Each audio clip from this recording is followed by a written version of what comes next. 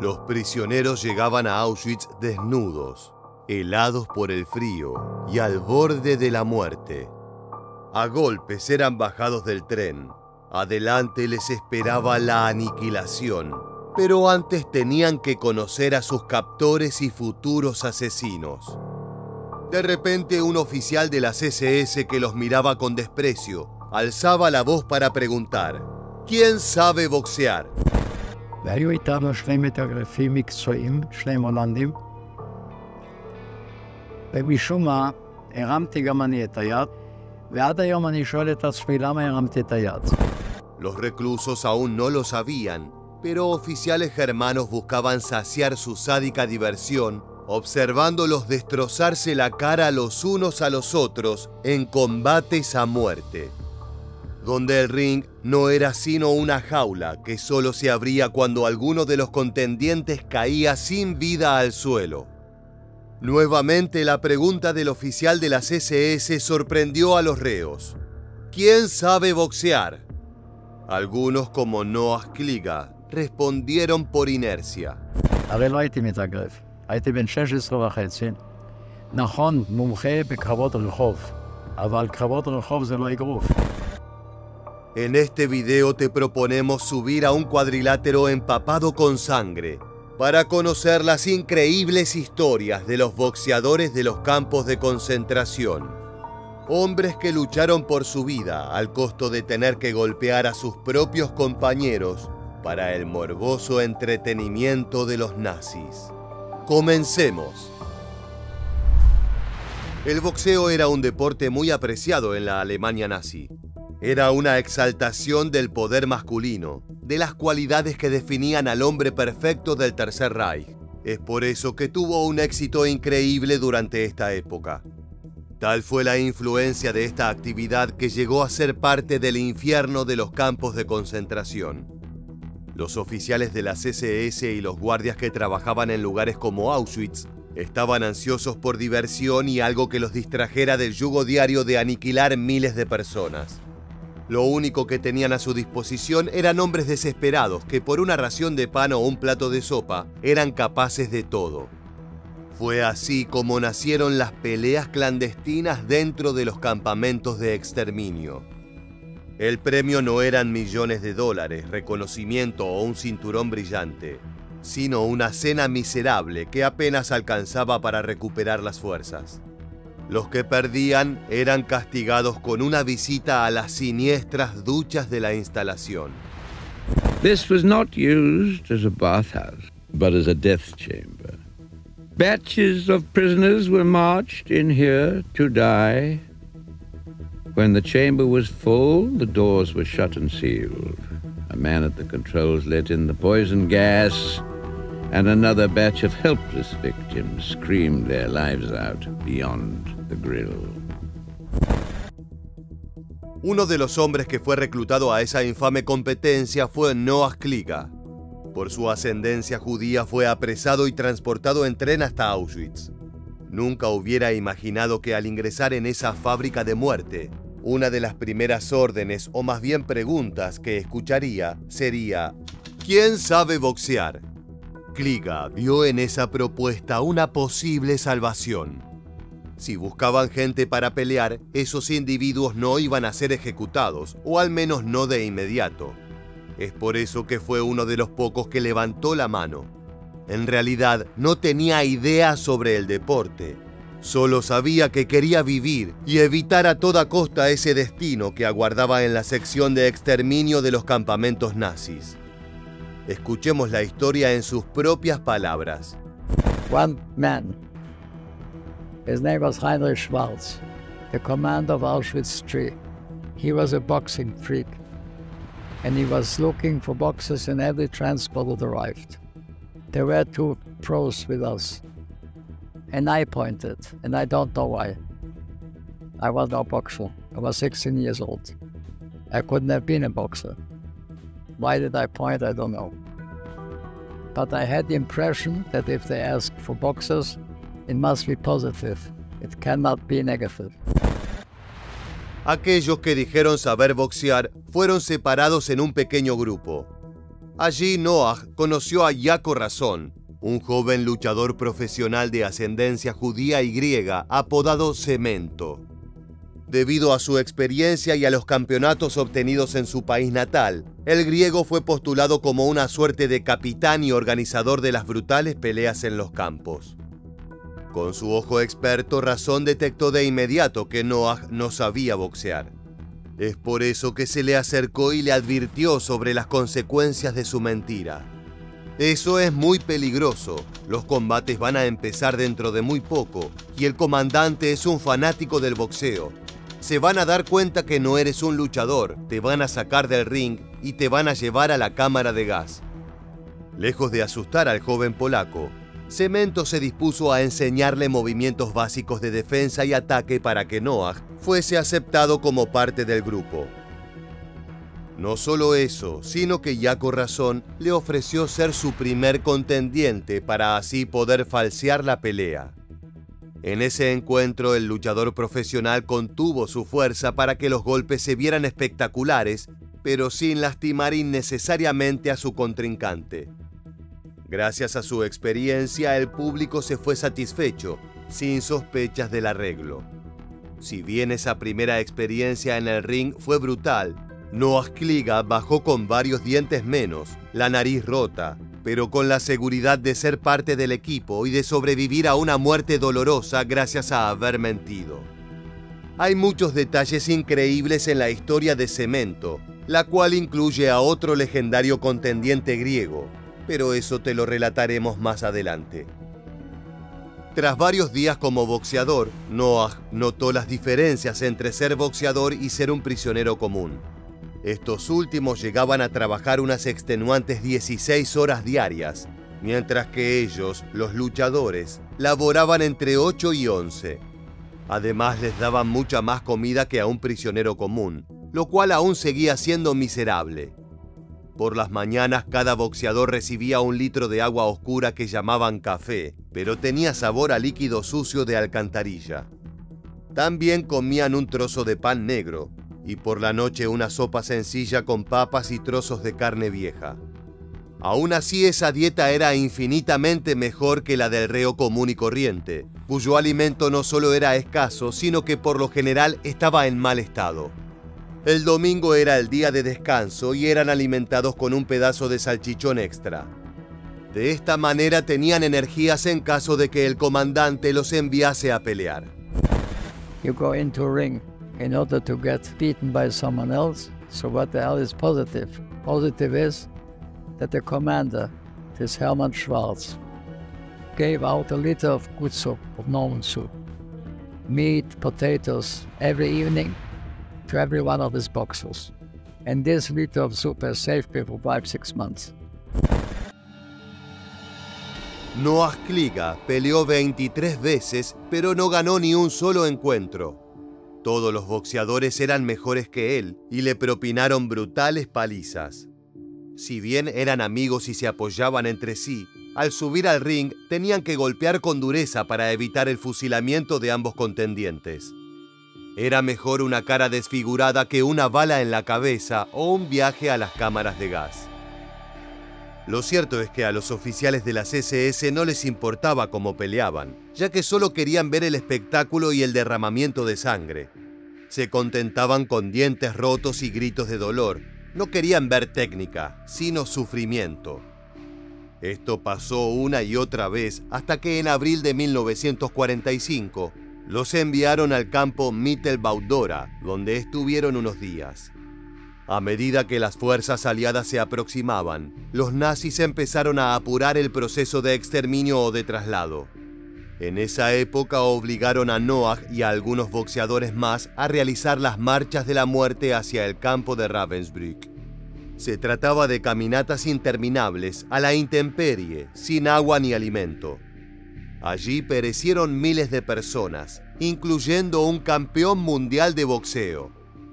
Escuchaste bien, entre los reos torturados había un deportista de élite que hoy en día se encuentra en el Salón de la Fama de los Atletas Judíos. Su nombre era Víctor Pérez, un tunecino que venció en la categoría peso pluma de 1931 y 1932 bajo el nombre de Young Pérez. Perez is paying attention to every detail which might help him to victory, for he has the added encouragement of knowing that the fight is being held in his native town, Tunis. El deportista llegó al campo de exterminio alemán el 10 de octubre de 1943 como parte del Convoy 60, un grupo de 1000 prisioneros transportados desde el campo de internamiento de Drancy en Francia. La última pelea profesional del campeón había sido a finales de los años 30. Sin embargo, bajo órdenes estrictas de los alemanes, tuvo que volver al ring en octubre de 1943. Para preparar su regreso fue asignado al lugar más codiciado de todo Auschwitz, la cocina. Allí el trabajo era menos intenso y se tenía acceso a mayor cantidad de alimentos. El 31 de octubre de 1943 fue el día señalado por los SS para el estreno de su nueva bestia favorita. Era una jornada de otoño gris. Después de pasar lista, un comando se ocupó de montar el decorado. Un ring reglamentario sobre un estrado y unas filas de sillas para los oficiales de las SS. Ni Pérez ni sus compañeros de entrenamiento sabían a quién se iban a encontrar en la esquina contraria. Un oficial de las SS, un preso común, bien alimentado y con pasado de boxeador profesional, o tal vez un aficionado. Todo era posible. Finalmente, el primer contrincante fue un soldado de la Wehrmacht, la infantería del Reich. Un joven de 1,80 m y unos 90 kilogramos, que había participado en varios combates de forma no profesional. Fue una pelea tranquila. Pérez no tuvo problemas para vencer. Al ver la expresión en los rostros del público cuando se derramaba sangre, se dio cuenta que no querían ver buen deporte, sino violencia desmedida. Mientras más golpes bajos y sangre hubiese, mejor. Desde entonces se ocupó de darles el repugnante show que los nazis buscaban. Debido a sus capacidades, el tunecino era el entretenimiento favorito de los sádicos oficiales. Disfrutaban ver cómo el profesional le partía los dientes y la nariz a los inexpertos que se arriesgaban a subir al ring con tal de recibir un plato de comida digno luego de la paliza. Es por esa fascinación que Young Pérez recibía un trato preferencial en cuanto a comida y descanso. When we think of Auschwitz as a death camp, we don't often think the daily-to-daily life of the prisoners there. But it's interesting how the SS guards were using some of the prisoners for entertainment. And Victor Pérez, because of his reputation and who he is, he was used to, to be in matches, to box against other prisoners for the SS entertainment. Los soldados le asignaban 3 horas diarias para entrenar y lo alimentaban de manera correcta para que pudiese mantener su masa muscular. Para tener el equipamiento de boxeo hicieron que las autoridades del campo les permitieran a las familias enviar los guantes de boxeo, botas y sacos de arena. Desgraciadamente, Pérez corrió el mismo destino que Noah Kliga.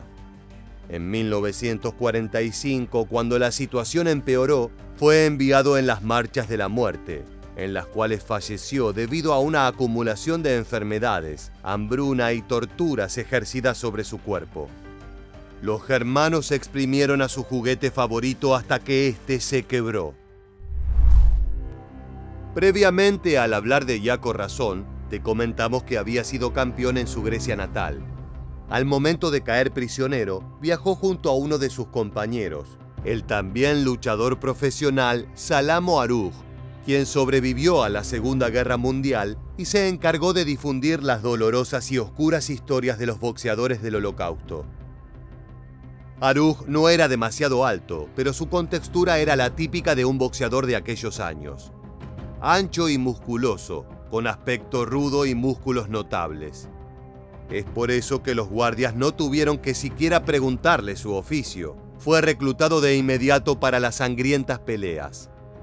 Al principio se negó, pero le informaron que era el cuadrilátero o las interminables torturas en los calabozos secretos del campamento.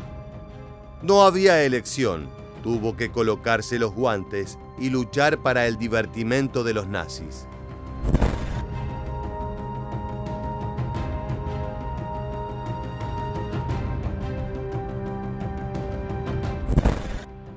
De acuerdo con las memorias de Salamo Aruj, se mantuvo invicto durante su estadía en Auschwitz. Lo más cerca que estuvo de caer fueron 2 brutales empates en los cuales el griego estaba en plena recuperación de un cuadro de infección. Su cuerpo débil recibió puñetazos, acumuló moretones y hasta escupió sangre, pero se mantuvo en pie. En total participó en 208 combates. Las reglas no eran claras, todo dependía del ánimo de los guardias y el público. En algunas ocasiones, si la pelea era lo suficientemente violenta, se contentaban con lo que sucedía entre las cuerdas. En otros casos, si la sed de sangre no era saciada, los oficiales ejecutaban al perdedor, dando un condimento sombrío y dramático al vencedor. Salamo Aruj recordó en entrevistas que por lo general era puesto a luchar contra hombres mucho más grandes que él, tanto en altura como en peso. Al público germano le divertía ese tipo de peleas morbosas que podían culminar en una golpiza salvaje. En una ocasión, Aruj logró vencer a un hombre de 115 kilos en tan solo 18 segundos. Sus habilidades le permitieron sobrevivir a la guerra, pero a un precio altísimo. El resto de su familia fue ejecutada. Sus padres, hermanos y primos perecieron en las cámaras de gas para luego ser incinerados en los infames hornos nazis. Aruj fue trasladado de Auschwitz a Bergen-Belsen en enero de 1945, cuando el conflicto se encaminaba a una inevitable derrota del Tercer Reich. Como te adelantamos en los otros casos, los oficiales de las SS se dispusieron a acelerar su tarea de exterminio durante esos fatídicos meses previos al fin de la guerra. Afortunadamente, Aruj logró sobrevivir e incluso conoció a su futura esposa, Marte Yehiel, una joven judía que se encontraba prisionera en el mismo campo de concentración. Una vez culminado el conflicto, el boxeador continuó con su carrera mientras que brindaba charlas motivacionales sobre su experiencia en el infierno. En 1989, Aruj colaboró con los guionistas y el director de la película Triunfo del Espíritu, en la cual se relataba su vida en los campamentos de aniquilación. Como parte del proyecto, acompañó a la producción en varios viajes a los lugares donde ocurrió todo, incluso hasta llegar a su antiguo y precario aposento. My name is Salomon Aruj. I born in Greece, and my state is Salonika. And come to Germany, SS, Gestapo, and take all Jews to the concentration camp in Poland. In Auschwitz-Birkenau. Here's my bed. I sleep in that. The real Salomon has been here quite a bit. He added to the authenticity of the movie. All my family is in here, in the crematorium. My mother, my father, my brother, my sister, everybody. Come to look here. Si bien la obra se toma varias libertades artísticas, fue un éxito rotundo. Entre todas las historias de boxeo que ocurrieron durante el Holocausto, hay una que vale la pena destacar porque realmente parece sacada de una película de Hollywood. Es momento de conocer a Henry Haft, el polaco judío que sobrevivió al exterminio gracias al poder de sus puños privilegiados. Nacido en Bełchatów en 1925, se quedó huérfano a la corta edad de 3 años. Tenía tan solo 14 años cuando el Tercer Reich invadió su país, dando inicio a la Segunda Guerra Mundial. Durante los primeros años de la ocupación, Haft sobrevive traficando todo tipo de bienes junto a su hermano mayor, pero pronto la suerte se acabó. Debido a su ascendencia judía, fue apresado en diversos campamentos de trabajos forzados manejados por el nazismo. Allí conoció el dolor y la tortura diaria, así como el hambre extrema y la constante falta de descanso para poder afrontar la jornada de labores. Debido a su contextura física y su altura, en 1943 un oficial de las SS lo seleccionó entre su grupo para ser boxeador. Era el entretenimiento ideal, un joven judío de gran tamaño rompiendo sus puños contra el rostro de sus compañeros. I got the respect because I was too strong for anybody to mess with me. I was a very strong person. Strong build, strong physically very strong. Not to be complicated by any small fry which tried to take power over me. I was always a step ahead of them.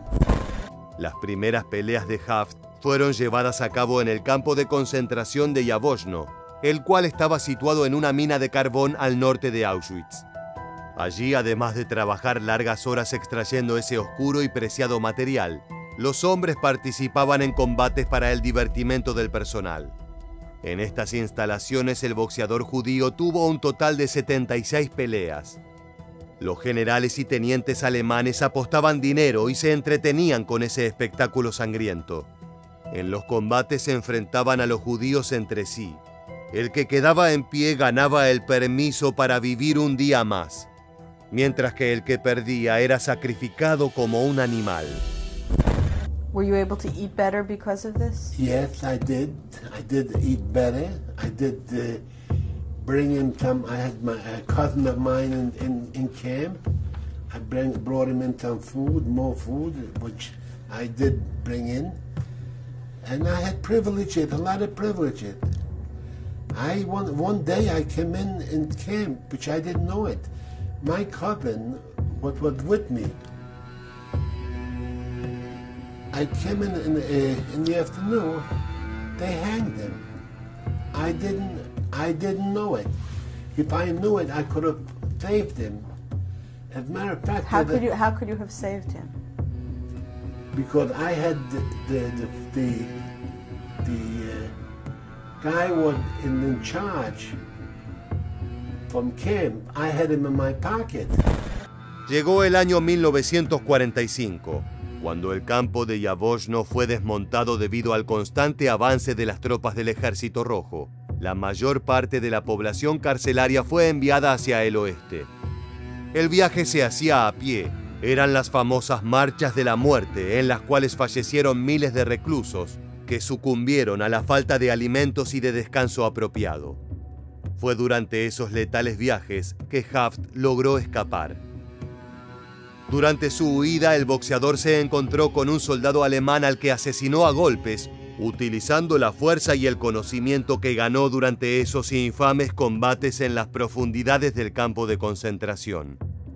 Una vez muerto el oficial, tomó su uniforme y se vistió con él para escabullirse entre los pequeños poblados que aún quedaban en pie. Este desafío no fue nada fácil. En una ocasión, una pareja de ancianos descubrió la verdadera identidad del joven. Cuando se disponían a delatarlo ante las autoridades, sus puños se interpusieron. Haft mató a ambas personas. Fue una elección durísima que lamentó durante el resto de su vida, pese a que no tenía más opción si quería continuar con su escape. Luego de vagar por semanas, el joven encontró refugio definitivo en un campamento para personas desplazadas que era operado por las tropas de Estados Unidos en la porción liberada de Alemania. Era el fin de su vida como prisionero, pero durante esos difíciles años en los que debía golpear para comer, aprendió el oficio del boxeo. Cuando terminó la guerra, Haft tenía tan solo 20 años, por lo que se ganó la vida como luchador no profesional durante algunos años. Tal fue su éxito que en 1947 obtuvo el cinturón de peso pesado amateur de Múnich, una competencia organizada por el ejército norteamericano. Recibió el premio de manos del general Lucius Clay, siendo uno de los mayores honores en la vida de este sobreviviente.